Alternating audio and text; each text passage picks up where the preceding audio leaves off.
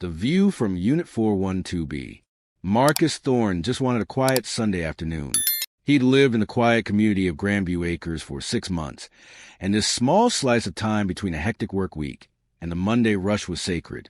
He loved the predictability of it all.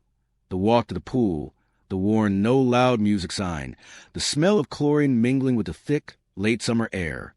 He found a chair in the shade, opened his book, and took a long sip of his iced tea. For 20 minutes, the world was perfect. Then, 2 police SUVs crawled past the gate. They stopped, backed up, and 2 officers stepped out. They moved with a slow, deliberate purpose that immediately put Marcus on edge. "Afternoon," the taller one said, his hand resting on his belt. "Mind telling us what you're doing here?" Marcus's shoulders tensed. "I live here, just enjoying the pool." The second officer, Corporal Flynn, had sharp, unblinking eyes. "Can we see some ID?" Marcus reached into his bag. "Sure. I got my key card. 2. Is there a problem?" "We got a call," the taller officer, Trent, explained. "Someone reported a suspicious individual hanging around the pool area." Marcus handed over his ID and the community key card. "Suspicious how?" Officer Trent didn't answer. Instead, he passed the card to Flynn, who examined it like a foreign object. "Unit 412B, huh?" Flynn said, a hint of suspicion in his voice. "That's not usually the profile we see for that address." The words were polite, but the message was a punch to the gut. Marcus knew that tone. He'd heard it before, an accusation wrapped in a question. He took a slow breath. "Look, I'm just reading my book." That's it. From her second-floor balcony across the courtyard, Tessa Brady was watching. She didn't know Marcus well, just enough to know he was a quiet guy with the goofy bulldog. But she didn't like the way the officers were standing, crowding him. Her thumb hovered over her phone's record button. "All right, just doing our job," Flynn said, handing the car back. But he didn't leave. He just stood there, waiting. Trent added, "You understand, right? It's not about you, we just have to check." Marcus stood up. "I understand you're here because someone decided I didn't belong." From her balcony, Tessa pressed record. She couldn't hear the words, but the body language was enough. Marcus was calm, but his fatigue was visible. The officers were too close, too casual with their power. "Mom," her daughter called from inside. "Just a minute," Tessa said, her eyes fixed on her phone screen. "I need to film this." Back at the pool, Marcus stood his ground. "I'm not comfortable letting you into my home when I haven't done anything wrong." Flynn squinted. "How do we know you really live there?" Before Marcus could respond, a voice rang out from across the courtyard. "He lives there. That's Marcus Thorne, Unit 412B. I see him every morning with his dog." The officers turned to Tessa, now holding her phone high. "Ma'am, please stay on your property." "I am on my property," she shot back. "And I'm filming this because I've seen enough of these videos to know how they end." The energy shifted. Trent's tone softened. "All right, Mr. Thorne. I think we're good here. Appreciate your cooperation." But Marcus didn't answer. He sat back down, picked up his book, and stared at a page without reading a word. The officers left, but his peaceful afternoon was already over. Tessa stayed on her balcony until the police SUVs were gone. She reviewed the video she'd taken. It was quiet, but it captured the tense standoff perfectly. She saved the clip and backed it up to the cloud. Down by the pool, Marcus finally packed his things. He wasn't angry, not yet. What he felt was a slow, simmering burn, the feeling of his dignity being chipped away. He walked home, avoiding eye contact with neighbors who had surely seen the police. Inside his townhouse, the air conditioning clicked on, and he just stood there, a strange emptiness in the quiet. He ignored a couple of messages from his sister, Alina, and a call from an unfamiliar number. Then a polite but sharp knock came at the door. It was Tessa. "I recorded everything," she said, handing him her phone. "I figured you might want it." Marcus played the video, watching himself uncomfortable but composed, and felt a wave of gratitude. "Thank you. Really.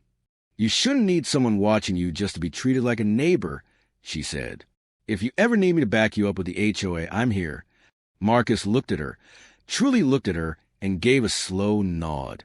The gesture planted something in him, a seed of resilience that had been buried under years of tolerance and resignation. That night, Marcus couldn't sleep. He saw Flynn's face and heard the accusing tone of his voice. He thought about all the small incidents that had been piling up since he moved in. The HOA emails about gates being propped open, the neighbors who pulled their kids closer when he walked by with his dog, the anonymous note about a trash can that wasn't even his. He realized this wasn't about one afternoon. It was a pattern. He got up and opened his laptop. He started a folder, incident log, and began sorting screenshots, emails, and photos. He created another folder, the pattern, and transferred Tessa's video into it. Around 2 a.m., his sister Alina came home from her nursing shift. "You're up late," she said, seeing the video on his screen. "Couldn't sleep," he said. It happened again. Alina sat across from him. "This one's worse than the trash notices."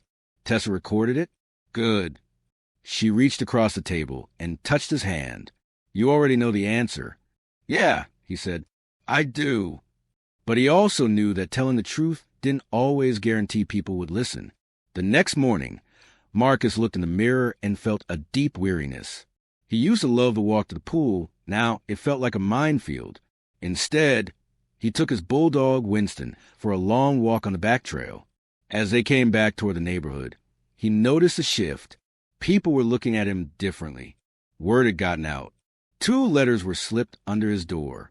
One from the HOA was a generic reminder to treat community members with respect. The other, an anonymous note, warned, "Don't bring attention to yourself. We all just want to live in peace." He threw the anonymous note away. That afternoon, he called Tessa. "I saw the post," he said, referring to a video that was now making the rounds on a local community group. "I sent it to a friend who works with a community justice group," she explained. "Maybe I should have asked you first." "No," Marcus said. "You did the right thing." He ended the call feeling a flicker of something new. He thought of his father and the warning he'd given him years ago. Asterisk, you don't get to mess up. You mess up, you give them a reason. You give them a reason, they'll write your story without you. Asterisk. Now, decades later, Marcus realized he had a reason to write the story himself. The next morning, he opened his laptop and drafted a formal complaint to the local police department and the HOA. He didn't write like an angry man. He wrote like a man who was tired of not being believed. He attached Tessa's video, a statement from another neighbor, and the growing list of small incidents. A few hours later, he didn't feel relief when he hit send. It was an old college friend, like he just lit a match in a room worked in community advocacy. "I saw the video," she said. "You good?" "As good as you can be when someone calls the cops because you dare to relax," he said. "You're not trying to be a headline, I get that," Tasha said. "But you already started the fire. Might as well make it count." He agreed to meet her the next day. A couple of days later, the local news blog, Metro View Journal, ran a story with the headline, "Man harassed by police at his own pool. Neighbor's video tells a different story." The heat was on. The police department announced that both Officer Trent and Corporal Flynn had been placed on administrative leave, pending review. The story wasn't just on a screen anymore. It was in the grocery store, at the coffee shop, and in the tense atmosphere of his own neighborhood. People were choosing sides. The HOA, for its part, scheduled an emergency meeting. When Marcus arrived at the clubhouse, the room was buzzing with strained tension. Tessa was there, as was another neighbor, Mr. Fry, who had heard the whole thing. The HOA president, Trevor, gave a vague speech about inclusive environments, but Tessa stood up. "Are you going to issue a formal apology to Mr. Thorne?" she demanded. Before Trevor could respond, an older woman named Beatrice, a longtime resident, stood up. "I've lived here since 1997, she said, her voice strong. "I remember when the first black family moved in. People said the same things then. It's not about going backward." Then Marcus stood. "I didn't ask for any of this," he said, his voice steady. "I'm not here to shame anyone. But I do expect to be treated like a neighbor, not a question mark. I hope we're not just here to talk, because I got better things to do than relive the same moment every black man I know has lived 10 times already."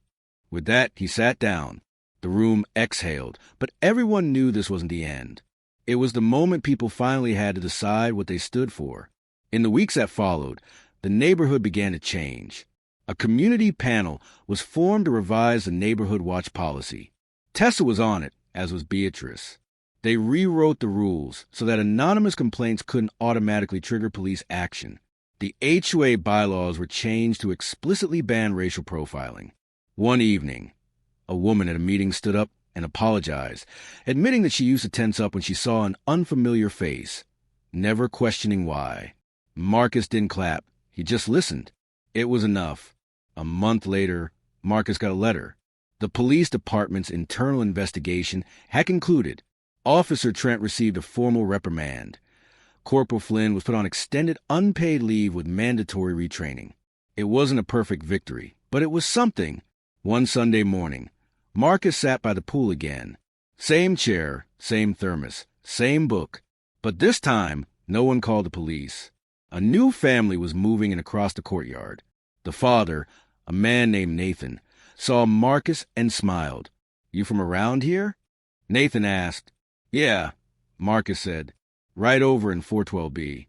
"Cool," Nathan said. "Just moved in." "Welcome. You picked a good spot," Marcus said.